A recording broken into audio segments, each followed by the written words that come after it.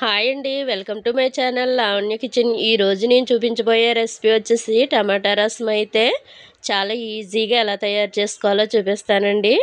ఎవరైనా సరే ఇలా మనకి నోరు బాగోనప్పుడు అదిని ఇలా వేడివేడిగా రసం వేసుకుని తింటే చాలా బాగుంటుంది.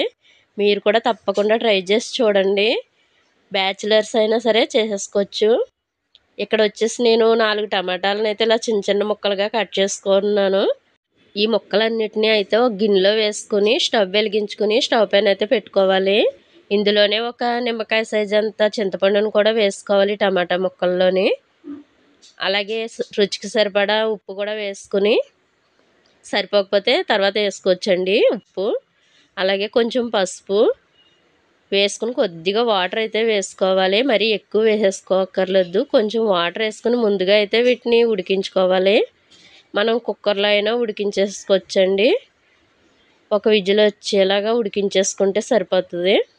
ఇక్కడ నేను వచ్చేసి తాలింపు కోసం అయితే ఒక ఉల్లిపాయ కట్ చేసుకున్నాను. కరివేపాకు, ఎండుమిరపకాయలు, ఆవాలు, జీలకర్ర అయితే పోపులకి తీసుకోవాలి. తాలింపు వేసుకోవాలి కదా రసము.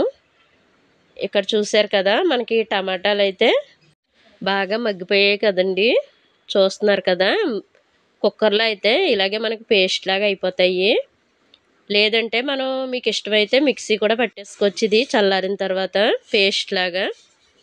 ఇక్కడ నేనైతే ఇంకా మిక్సీ పట్టట్లేదండి. ఇలా మెత్తగా పేస్ట్లా చేసేసుకున్న తర్వాత ఇలాగ గరిటతోనే చేసేసుకున్నాను నేను. మీ దగ్గర పప్పు గుత్తి ఉంటే దాంతో అయినా చేసేసుకోవచ్చు.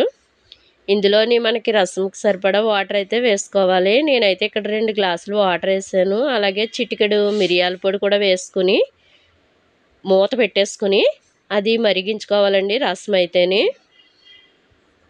ఇప్పుడైతే తాలింపు కోసం అయితే ఒక గిన్నె పెట్టుకుని స్టవ్ వెలిగించుకుని ఒక గిన్నె పెట్టుకుని ఇందులో అయితే కొద్దిగా ఆయిల్ వేసుకుని ఒక ఉల్లిపాయ కట్ చేసుకున్నాం కదా, ముక్కలను అయితే ఇందులో వేసేసుకుని తాలింపు కోసం తీసుకున్నవన్నీ ఇందులో వేసేసుకోవాలి. వేసేసుకుని అయితే మనం తాలింపు బాగా వేగిన తర్వాత రసంలో అయితే వేసేసుకోవడమేనండి. ఇక్కడ నేను కొద్దిగా ఇంగు కూడా వేస్తున్నాను. టమాటా రసం కదా, అందుకోసం అయితే నేను కొద్దిగా ఇంగు కూడా వేసాను. ఇంగు వేసుకుంటే బాగుంటుందండి టేస్ట్. ఇక్కడైతే రసం అయితే మరుగుతుంది చూస్తున్నారు కదా. ఉప్పు అది సరిపోకపోతే వేసుకోవచ్చండి, వేసుకోండి. ఇదైతే తాలింపు వేసేసాను చూసారు కదా. అంతే, చాలా చాలా ఈజీగా చేసేసుకోవచ్చు.